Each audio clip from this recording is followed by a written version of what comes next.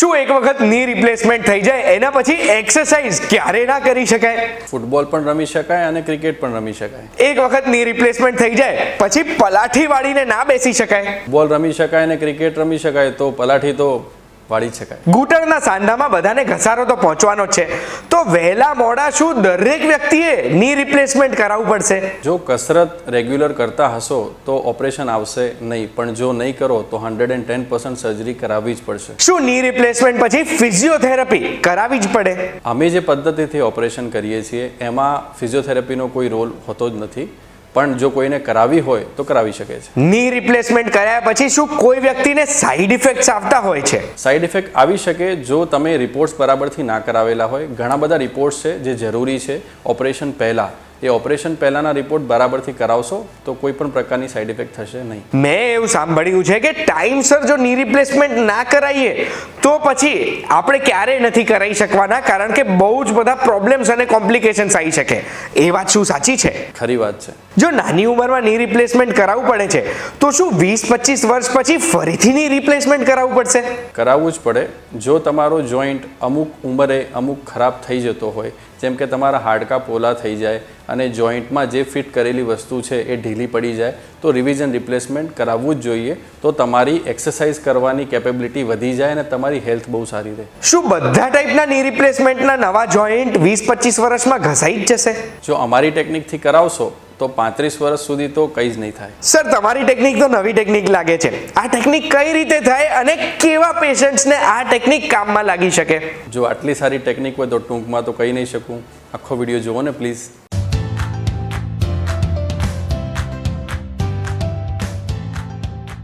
એક વાત કહું, આપનું સ્વાગત છે. મારું નામ છે ગુંજ ઠક્કર.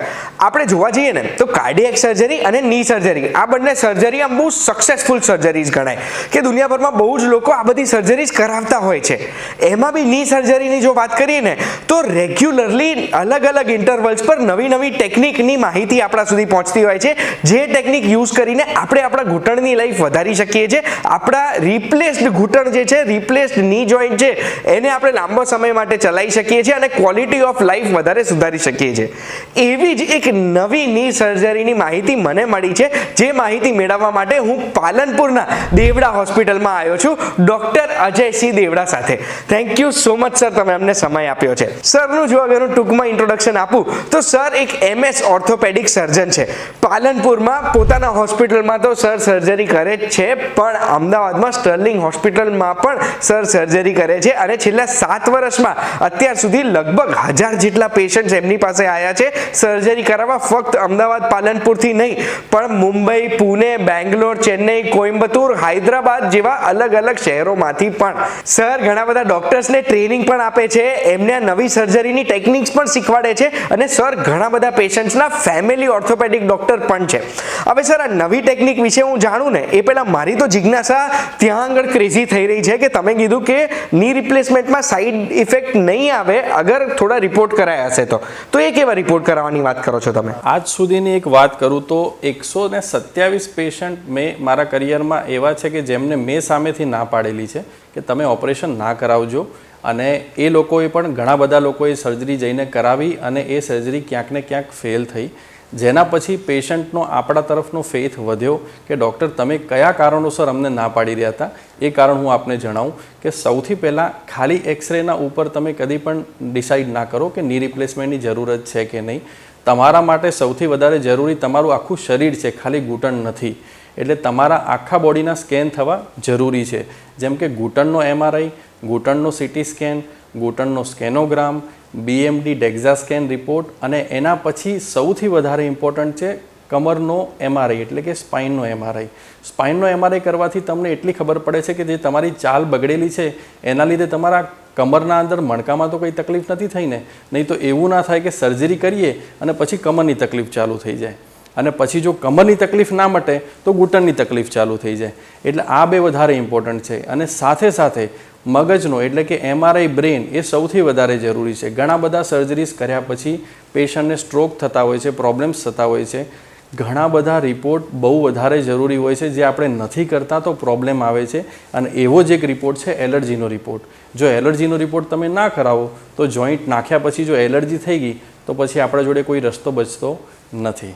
એટલે જ કહું છું પહેલાં રિપોર્ટ્સ કરાવો અને પછી જ આગળ વધો. પછી સર બીજો સવાલ મારે એ પૂછવો છે કે માની લો મારે ની ઘસાઈ ગઈ છે, મારે રિપ્લેસમેન્ટ કરાવવું પડે એવું જ છે, પણ અગર હું એમાં મોડું કરું છું તો શું થઈ શકે? જો તમે રિપ્લેસમેન્ટ કરાવવા માગતા હોય તો સૌથી પહેલાં આ બધા જે મેં રિપોર્ટ જણાવ્યા એ કરાવો અને જેટલું જલ્દી બને એટલું તમારા જે ચાહીતા ડૉક્ટર હોય એમના જોડે જઈને સર્જરી કરાવી શકો છો.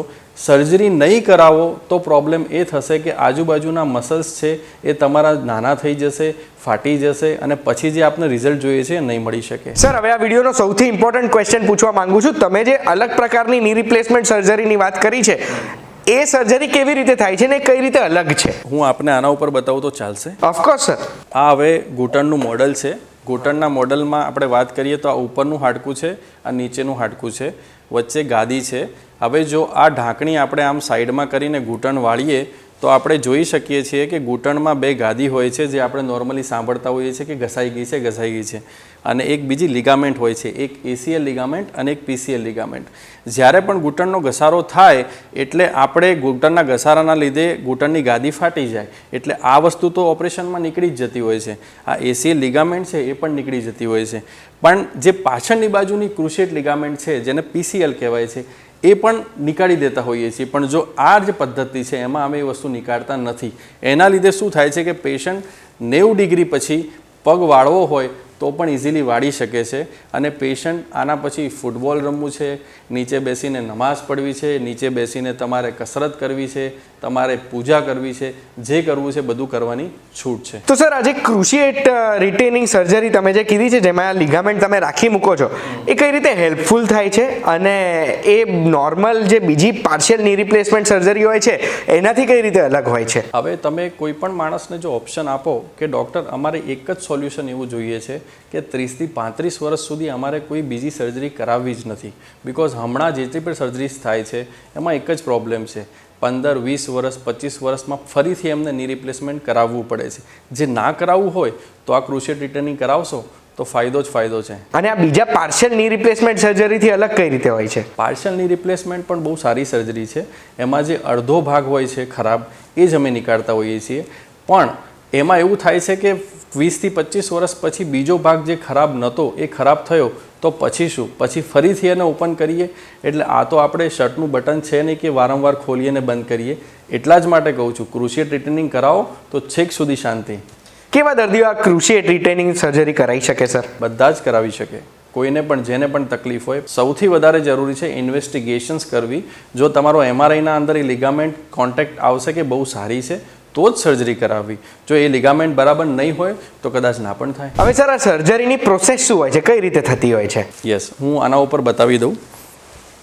નોર્મલી આપણે જે ઘૂંટણ હોય છે ઘૂંટણમાં અમે સૌથી પહેલાં કે એના બે પેટર્ન્સ હોય છે. એક તો તમે સાઈડમાં ચીરો મૂકો છો અને એક સ્ટ્રેટ મૂકો છો.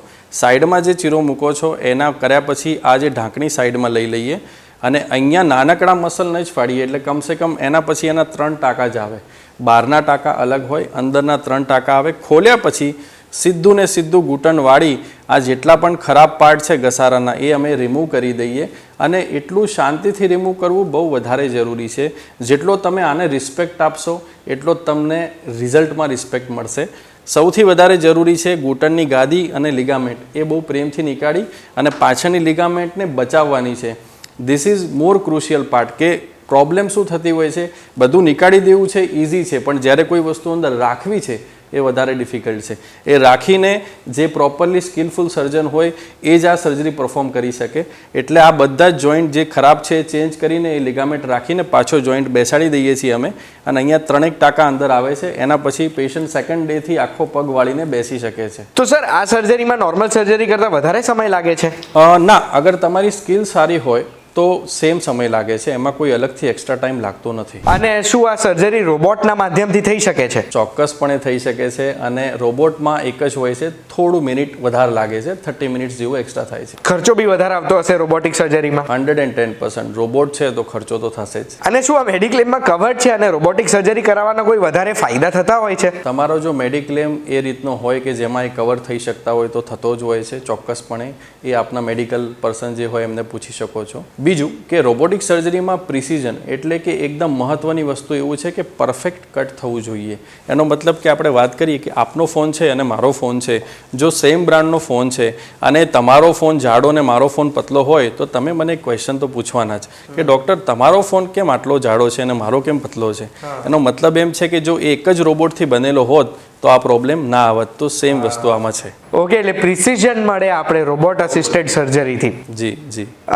હવે એક વખત સર્જરી થઈ જાય એના પછી ડિસ્ચાર્જ કેટલા સમય પછી મળતો હોય છે? એક પગનું કરાવો તો 12 કલાકમાં ઘરે. અને નોર્મલ લાઈફ એ કેટલા સમયમાં આવતી હોય છે?